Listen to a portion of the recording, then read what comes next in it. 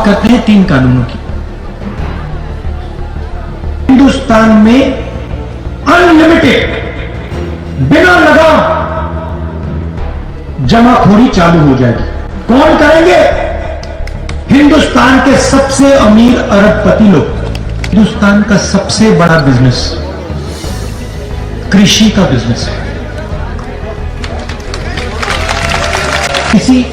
कोई एक व्यक्ति नहीं चलाता है। आज आप इस बिजनेस को देखें तो हिंदुस्तान की 40% जनता इस बिजनेस के भागीदार हैं, इस बिजनेस को चलाते हैं।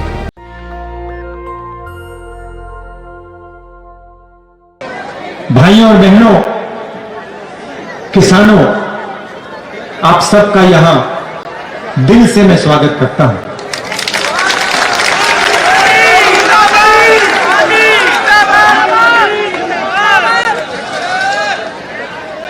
कल मैंने पार्लियामेंट में किसानों के मुद्दे पे भाषण किया और पार्लियामेंट में मैंने ये जो नए 3 कानून नरेंद्र मोदी लाए हैं, इनका लक्ष्य, इनके पीछे सोच मैंने समझाया। आज भी मैं आपके लिए ये जो 3 कानून हैं, आपको मैं ये समझाना चाहता हूं इनका लक्ष्य क्या है, इनकी सोच क्या है और मोदी जी इन कानूनों को क्यों ला रहे हैं। हिंदुस्तान का सबसे बड़ा बिजनेस, कोई कहता है सेलफोन का बिजनेस है, कोई कहता है हवाई जहाजों का बिजनेस है, कोई कहता है ट्रांसपोर्ट का बिजनेस है, मगर सच्चाई है कि हिंदुस्तान का सबसे बड़ा बिजनेस कृषि का बिजनेस है। और ये सिर्फ हिंदुस्तान का सबसे बड़ा बिजनेस नहीं है, ये दुनिया का सबसे बड़ा बिजनेस है, क्योंकि इसी बिजनेस से करोड़ों लोगों को भोजन मिलता है। इस देश की जो फूड सिक्योरिटी है, इस देश की जो आत्मा है, उसकी रक्षा किसान और कृषि का बिजनेस करते हैं। आज इस बिजनेस को कोई एक व्यक्ति नहीं चलाता है। आज आप इस बिजनेस को देखें तो हिंदुस्तान की 40% जनता इस बिजनेस के भागीदार हैं, इस बिजनेस को चलाते हैं। 40% मतलब करोड़ों लोग इस धंधे को हिंदुस्तान के लिए चलाते हैं। उसमें किसान शामिल हैं, मजदूर शामिल हैं, छोटे दुकानदार हैं, व्यापारी हैं, अड़तिया हैं, करोड़ों लोग मिलकर इस बिजनेस को चलाते हैं। और कांग्रेस पार्टी की कोशिश रही है कि इस धंधे को हम कभी किसी एक व्यक्ति के हाथ में ना जाने दें। यह हमारा लक्ष्य रहा है। आजादी के दिन से आज तक ये हमारा लक्ष्य रहा है कि ये जो धंधा है, ये हिंदुस्तान के 40% लोगों का धंधा ही रहे, इनकी भागीदारी हो और किसी एक व्यक्ति के हाथ में यह धंधा ना चला जाए। और उसके लिए कांग्रेस पार्टी सालों से लड़ रही है। उदाहरण आपको दिखते हैं। अमूल कंपनी है, कांग्रेस पार्टी लाई थी। लाखों किसानों की कंपनी है, पूरे देश में दूध देती है, दूध डिलीवर करती है। तो हमारा लक्ष्य रहा है कि कोई एक व्यक्ति इस बिजनेस को मोनोपोलाइज ना कर जाए। करते हैं 3 कानूनों की। 3 कानून क्या है? पहला कानून कहता है, और इसको आप अच्छी तरह सुनिए क्योंकि यह आपको मीडिया में नहीं सुनाई देगा। बहुत सरल चीज है, मुश्किल नहीं है, मगर मीडिया नहीं समझाएगा। क्योंकि जो लोग, सुनिए अच्छी तरह सुनिए, क्योंकि जो लोग कृषि के बिजनेस को छीनना चाहते हैं, मीडिया उन्हीं का है।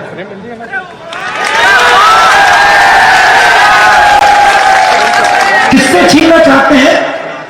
किसान से, मजदूर से, छोटे व्यापारी से, दुकानदार से, इन सब से। 40% हिंदुस्तान से। पहला कानून कहता है, कोई भी बड़ा बिजनेस देश में कहीं भी किसी किसान से कितना भी अनाज खरीद सकता है, अनलिमिटेड। अगर एक व्यक्ति पूरे देश का अनाज खरीदना चाहे तो खरीद सकता है, कोई लिमिट नहीं। तो भाई और बहनों मुझे बताइए, अगर कोई भी व्यक्ति कहीं भी कितना भी माल खरीद सकता है, अनाज खरीद सकता है, सब्जी खरीद सकता है, तो मंडी की क्या जरूरत? मंडी की कोई जरूरत नहीं। तो पहला कानून जो है, मंडी को मारने का कानून है, मंडी को खत्म करने का कानून है।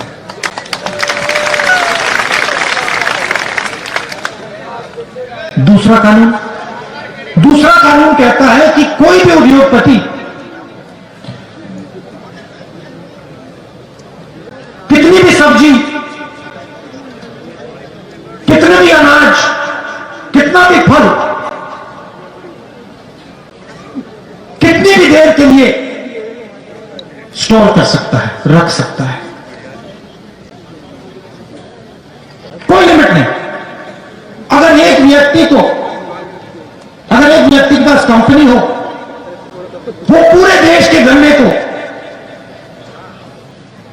स्टोरेज में रख सकता है। मतलब यह व्यक्ति जो पूरे देश में स्टोरेज कर सकता है, वो दाम को कंट्रोल कर पाएगा। बात समझिए, आज क्या होता है? आज अनाज मंडी में बिकता है, जमाखोरी कोई नहीं कर सकता, कानून के खिलाफ है। जैसे ये दूसरा कानून लागू होगा,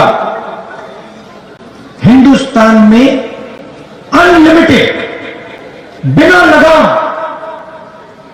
जमाखोरी चालू हो जाएगी। कौन करेंगे?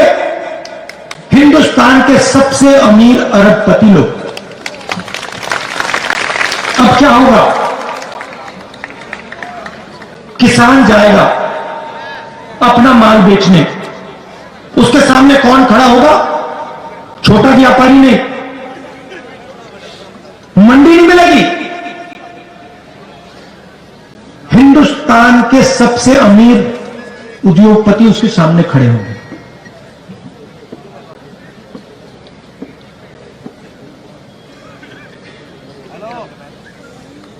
तीसरा कानून कहता है कि जब हिंदुस्तान का किसान उस उद्योगपति के सामने जाके खड़ा होगा और अपने अनाज के लिए, अपने फल के लिए, अपनी सब्जी के लिए सही दाम मांगेगा, तो वो किसान अदालत में नहीं जा सकता। पहला कानून मंडी को मारने का, दूसरा कानून एसेंशियल कमोडिटीज एक्ट को खत्म करने का और जमाखोरी चालू करने का, और तीसरा कानून किसान के हाथ से न्याय छीनने का।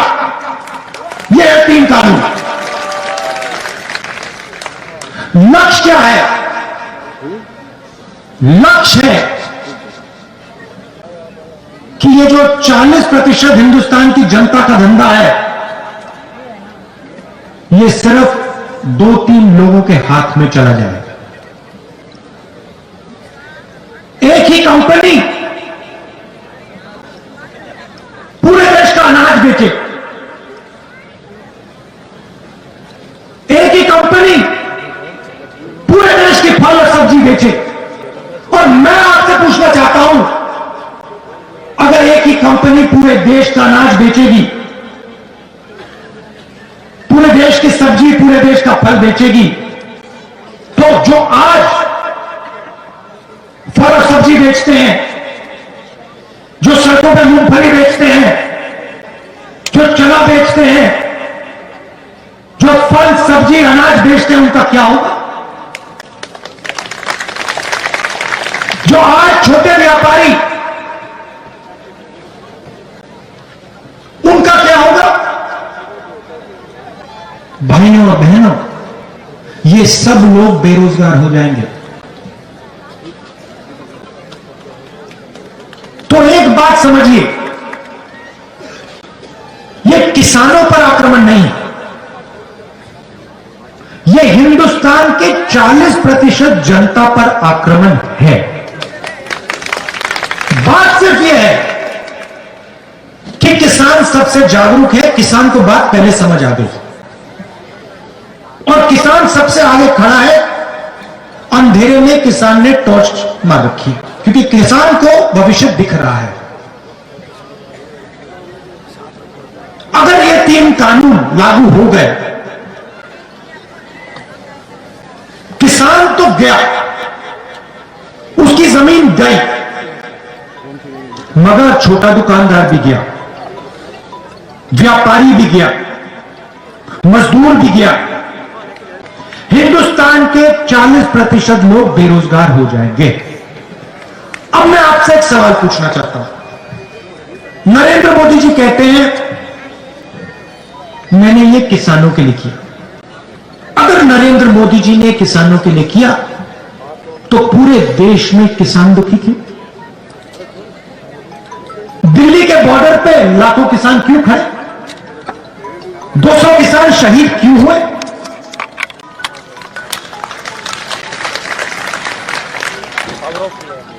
तो ये किसानों के लिए तो नहीं किया, ना ये छोटे दुकानदारों के लिए किया, ना ये मजदूरों के लिए किया।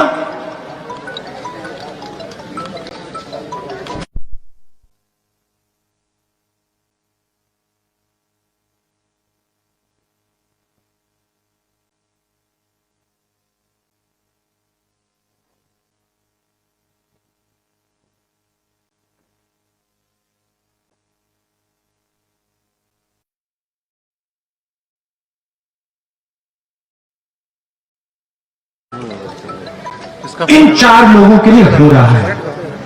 और ये बात आज नहीं शुरू हुई।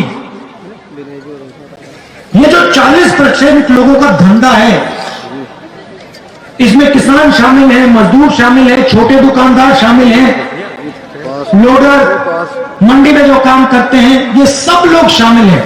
हेलो सर, पहला आक्रमण इन पे नोटबंदी के समय हुआ था। मिल रहा है ना पूरा? आ रही है सर, आ रही है। ऐसे क्या पूरा नोटबंदी में नरेंद्र मोदी जी ने क्या किया? गरीबों के घर से पैसा निकाला। मैंने उस समय कहा था, ये काले धन के खिलाफ लड़ाई नहीं है, ये हिंदुस्तान की रीढ़ की हड्डी को तोड़ा जा रहा है। जनता उस समय नहीं समझी थी, उस समय जोश में आ गई थी। बाद में पता लगा कि 3-4 लोगों का लाखों करोड़ रुपए कर्जा माफ हुआ, आपका पैसा बैंक में गया। उसके बाद जीएसटी, फिर से उसी कड़ी पे आक्रमण। छोटे बिजनेस, मिडिल साइज बिजनेस, सबको खत्म कर दिया। रास्ता साफ करना चाहते हैं भाई और बहनों, नरेंद्र मोदी जी रास्ता साफ करना चाहते हैं अपने मित्रों के लिए।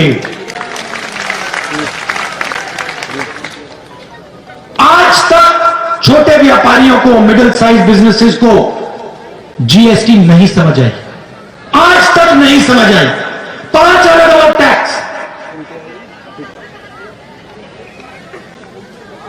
लाखों बिजनेस बंद हो गए, बेरोजगार हो गए। और फिर कोरोना आता है, हिंदुस्तान के मजदूर घर की ओर जाते हैं। नरेंद्र मोदी ने बिना कोई इशारे लॉकडाउन कर दिया। हिंदुस्तान के मजदूर घर जाते हैं, हाथ जोड़ के वो प्रधानमंत्री से बस का टिकट मांगते हैं, रेल का टिकट मांगते हैं। प्रधानमंत्री कहते हैं नहीं, मैं तो नहीं देने वाला, भूखे मर गए। और फिर उसी समय 1,50,000 करोड़ रुपए हिंदुस्तान के सबसे अमीर लोगों का कर्जा माफ करते हैं। पहला कदम नोटबंदी, दूसरा कदम जीएसटी, तीसरा कदम कोरोना, और अब चौथा कदम 3 नए कानून। लक्ष्य हिंदुस्तान के 40% लोगों का जो धंधा है उनसे छीनना। और होगा क्या? और वो आपको दिख रहा है। इस देश में रोजगार कौन देता है? इस देश में रोजगार हिंदुस्तान के सबसे बड़े उद्योगपति, 2-3 उद्योगपति नहीं देते हैं। इस देश में रोजगार किसान देता है। इस देश में रोजगार छोटा व्यापारी देता है। इस देश में रोजगार स्मॉल और मीडियम बिजनेस देते हैं। उनको आपने जान से मार दिया, खत्म कर दिया। और आज पूरा देश देख रहा है, आने नहीं देंगे। बेरोजगारी फैलती जा रही है, फैलती जा रही है। और नरेंद्र मोदी हर रोज कोई ना कोई नया बहाना बनाते हैं। Make in India, skill India, पता नहीं क्या क्या क्या क्या बोलते रहते हैं। आपने पार्लियामेंट में उनका चेहरा देखा होगा। कहते हैं हम किसानों से बात करना चाहते हैं। बात किस बात की? क्या बात करना चाहते हैं आप? इस कानून को आप खत्म कीजिए, रद्द कीजिए। किसान आपसे बात करने को तैयार है। आप पहले जो उसका है उससे छीन रहे हो, उसकी जमीन छीन रहे हो, उसका भविष्य छीन रहे हो, और फिर उसे कह रहे हो बात करें। बात किस बात की? कोई बात करने की जरूरत नहीं है। पहले आप कानून वापस लीजिए, फिर जितनी बात आपने किसानों से करनी है, मजदूरों से करनी है, आप करिए। तो मैं यहां इसलिए आया हूं, मैं ये बताने आया हूं कि ये सिर्फ किसान का मुद्दा नहीं है, ये गरीबों का मुद्दा है। ये जो सिस्टम है, कृषि का सिस्टम, मंडी, एमएसपी, एसेंशियल कमोडिटीज एक्ट, ये सब, ये सिस्टम आपकी रक्षा करता है।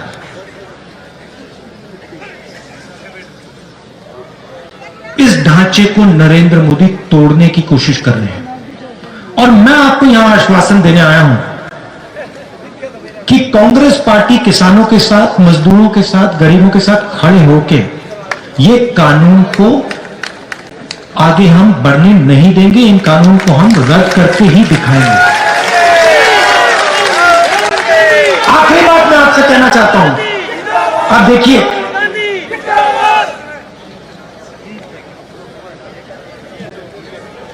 चाइना हिंदुस्तान की जमीन के अंदर आया। हजारों किलोमीटर जमीन चीन की सेना ने हिंदुस्तान से छीनी। हमारे जवानों को शहीद किया। और कल लोकसभा में, राज्यसभा में डिफेंस मिनिस्टर आते हैं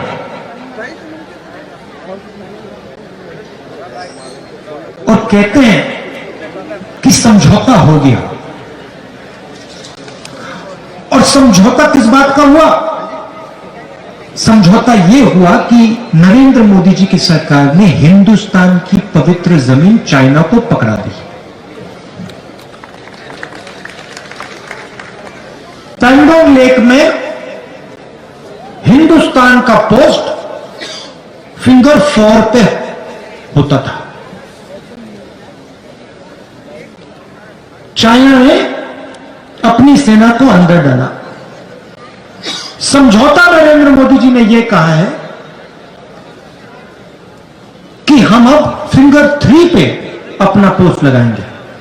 मतलब फिंगर 4 और फिंगर 3 के बीच जो जमीन थी, जो हमारी पवित्र जमीन है, वो नरेंद्र मोदी जी ने चाइना को हमेशा के लिए दे दी है।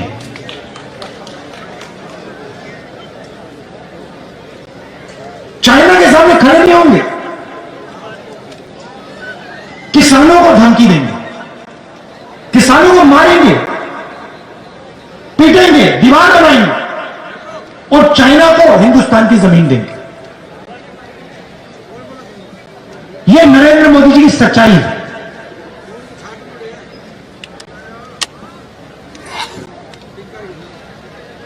बस एक गलतफहमी है नरेंद्र मोदी, वो हिंदुस्तान के किसान की, मजदूर की शक्ति नहीं जानते, उसको पहचानते नहीं, समझ ही नहीं। किसान, मजदूर, छोटा दुकानदार, छोटा व्यापारी अब नरेंद्र मोदी को अपनी शक्ति दिखाने जा रहा है।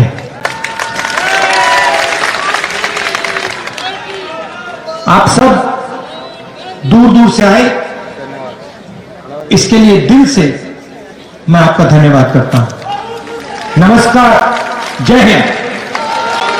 नेशनल दस्तक की आपसे गुजारिश है कि अगर इसको बचाना चाहते हैं तो नेशनल दस्तक को सब्सक्राइब करने के लिए रेड कलर के सब्सक्राइब बटन को दबाएं, फिर बेल आइकन की घंटी दबाएं।